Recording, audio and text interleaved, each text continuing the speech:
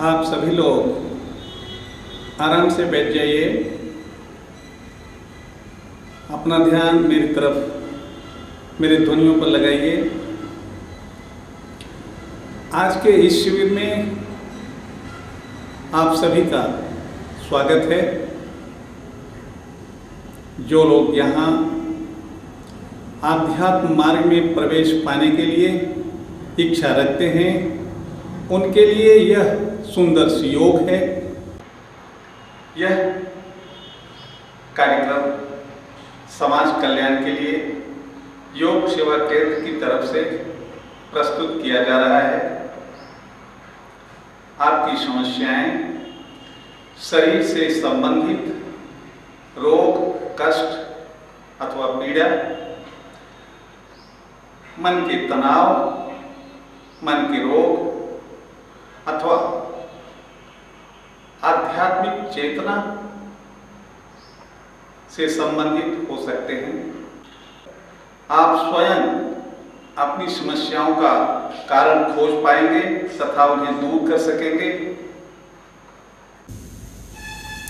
आज का जो विषय है वो सूक्ष्म तत्व से संबंधित है। आध्यात्म मार्ग में प्रवेश पाने के लिए सूक्ष्म तत्वों की जानकारी होना अनिवार्य है और इन सूक्ष्म तत्वों में मन एक ऐसा विषय है जिसके बारे में बहुत कम लोग जानते हैं। इस शिविर में हम आपको मन के विषय में आगे बतलाएंगे। योग विद्या मन से संबंध रखती है। महर्षि पतंजलि ने मन पर अनुसंधान किए। मन में उपद्रव रहने से, स्थिर नहीं होने से, अशांति बने रहने से उच्च साधना में इसे नहीं लगाया जा सकता या उच्च साधनाएं नहीं की जा सकती। वेद में जो लिखा हुआ है और जो कपिल मुनि ने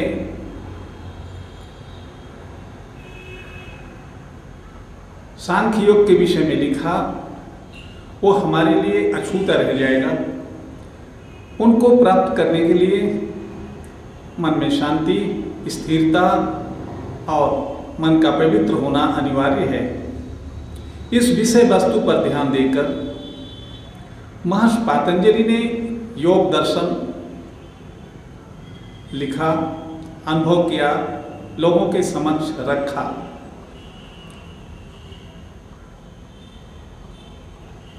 महर्षि पतंजलि ने योग की परिभाषा दिया।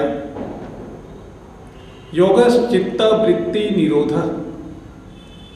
चित्त की वृत्ति अर्थात मन पर नियंत्रण पाने की विद्या को योग कहा जाता है।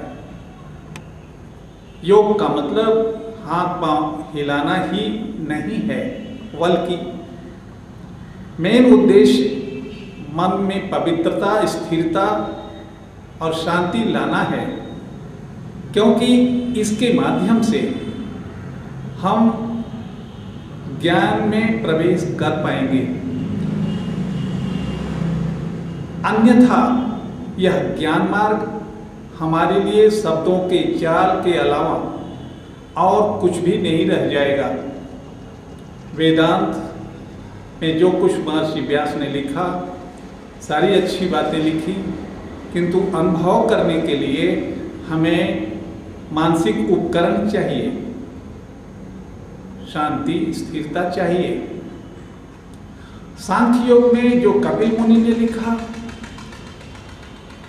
उसके गुरुत्व को समझने के लिए, ईश्वर दर्शन के लिए, आत्म साक्षात्कार के लिए इसी शांत मन की आवश्यकता पड़ती है। इसलिए योग अनिवार्य हो गया। बिना योग के वेद, वेदांत, सांख्य योग की कोई अहमियत नहीं दिखती। यही एक कारण है कि हर धर्मों के लोग, हर संप्रदायों के लोग, हर देश के लोग आज योग को अपना रहे हैं। योग की मुख्य भूमिका है शरीर को निरोग बनाना, सुंदर बनाना, मन में शांति, स्थिरता उत्पन्न करना।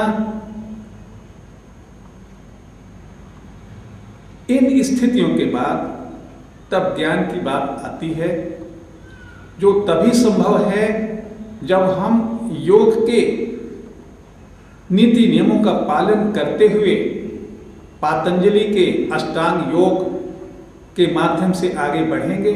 तो हम उन सारी विभूतियों को जो ईश्वर प्राप्ति के लिए लिखे हुए हैं प्राप्त कर सकते हैं।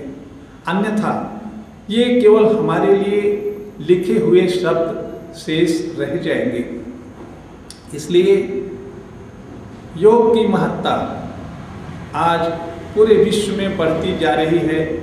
लोगों ने इसकी उपयोगिता को समझा, वास्तविकता को जाना। यही इसका कारण है। आप सभी को योग के माध्यम से ज्ञान प्राप्त करना चाहिए, क्योंकि जब आप कर्म योग में लगेंगे तो ज्ञान आपके अंतःकरण में वह परमात्मा स्वयं उत्पन्न कर देता है, जो अपने को कर्मयोग के माध्यम से शुद्ध कर लेता है।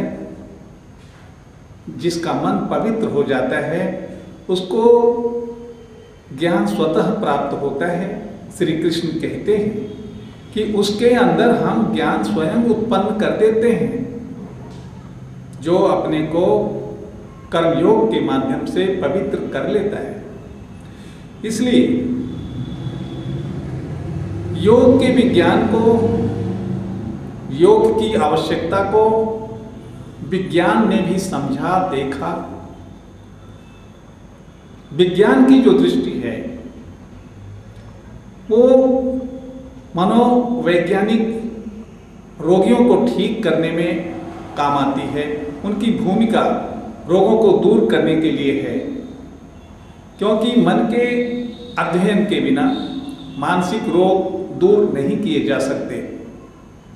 इसमें औषधियों का प्रयोग नहीं किया जाता, बल्कि मन को ही किसी प्रकार से संतुष्ट किया जाता है।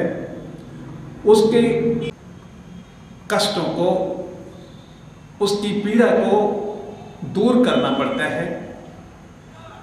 मन के आहत को दूर करना पड़ता है। मन को खुश करने के लिए उसके अंदर में घुस कर देखना पड़ता है कि दुख का कारण क्या था, कहाँ से आया था। उस कारण को निकालना पड़ता है। इसलिए वैज्ञानिकों ने जो योग पर रिसर्च किया, उसका लाभ हमें आज रोगियों को ठीक करने में सहायता के रूप से मिल रहा है। योगियों ने जो मन के विषय में जाना, उसका लाभ आध्यात्म मार्ग में प्रवेश पाने के लिए आध्यात्म का दरवाजा खुल जाता है। इसलिए दोनों अध्ययन हमारे लिए अत्यंत आवश्यक है। वैज्ञानिक अध्ययन और आध्यात्मिक अध्ययन, दोनों अध्ययन मिल करके मन का संपूर्ण ज्ञान प्राप्त करते हैं और अपनी दोनों की अलग भूमिका है। इसमें से किसी एक को भी नकारा नहीं जा सकता। इसी मन के द्वारा सुख उत्पन्न होता है,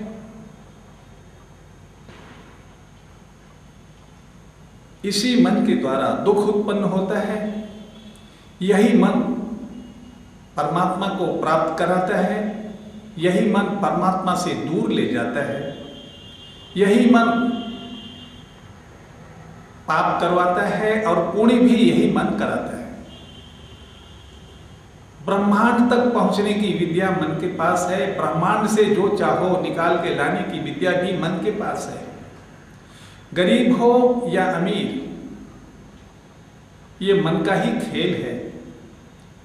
इसलिए इस मन को जितनी गहराई से समझ पाओगे, उतना शीघ्र दुखों से मुक्ति पाओगे, आनंद का भंडार पाओगे। मन का अध्ययन, यहाँ जो मैंने आपको बताया, ये सूक्ष्म अध्ययन है। बार बार सुनने से तब ये थोड़ा समझ में आता है, क्योंकि ये इंद्रियों के माध्यम से जाना सुना नहीं जा सकता। इसलिए इस विद्या को जो मैंने आपको बताया, इसका पूरा पूरा लाभ आपको लेना चाहिए। मन के ऊपर जो कुछ आपको मैंने बतलाया अब तक, आप इन सारे ज्ञान को यदि ध्यान से सुने हैं तो इसको मन में चिंता कीजिए, सोचिए। चिंतन मनन करने के बाद अपने जीवन में इसका लाभ लेने के लिए इसको व्यवहारों में ले आइए। केवल ये कहानी नहीं है, इसको अपने जीवन में यदि व्यवहार के रूप से इस विद्या का प्रयोग करेंगे तो आप आजीवन सुखी शांति बने रहेंगे और परमात्मा दर्शन आपके लिए सहज व सुलभ हो जाएगा। हरिओम तत्सत। आज का कार्यक्रम यहीं शेष होता है। इस कार्यक्रम को कल हम आगे भी बताएंगे कि इसके आगे क्या है। तब तक के लिए हरिओम।